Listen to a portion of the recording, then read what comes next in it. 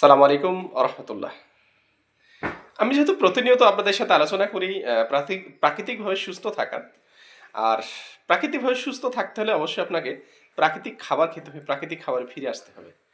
তো সাধারণত আমরা মিষ্টির সোর্স হিসাবে যে চিনিগুলো ব্যবহার করে থাকি, সত্যি এগুলো কিন্তু আমাদের কোনোভাবে স্বাস্থ্যকর না। তো আমি যেহেতু রাজশাহী জেলার বাঘা থানার মানুষ, আমাদের শীতের সময় খুব ভালো একটা মিষ্টির সোর্স হচ্ছে খেজুরের রস কিংবা গুড়। তো রসটা আসলে অ্যাভেলেবল বিভিন্ন প্রান্তে হয়তো ওইভাবে পৌঁছানো সম্ভব না। তবে আপনারা চাইলে খেজুরের ভালো একটা গুড় সংগ্রহ করে এটা মিষ্টি হিসেবে ব্যবহার করতে পারেন।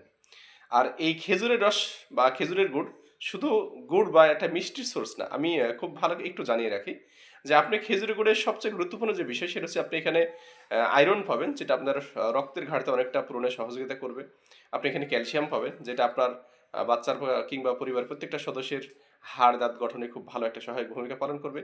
এখানে আপনি পাবেন ভিটামিন বি, যেটা আপনার রোগ প্রতিরোধ ক্ষমতাকে অনেকটাই বুস্ট করবে, এবং এখানে পাবেন আপনি পটাশিয়াম, যেটা আপনার উচ্চ রক্তচাপ নিয়ন্ত্রণে অনেকটা সহায়ক ভূমিকা পালন করবে বলে আমি আশাবাদী।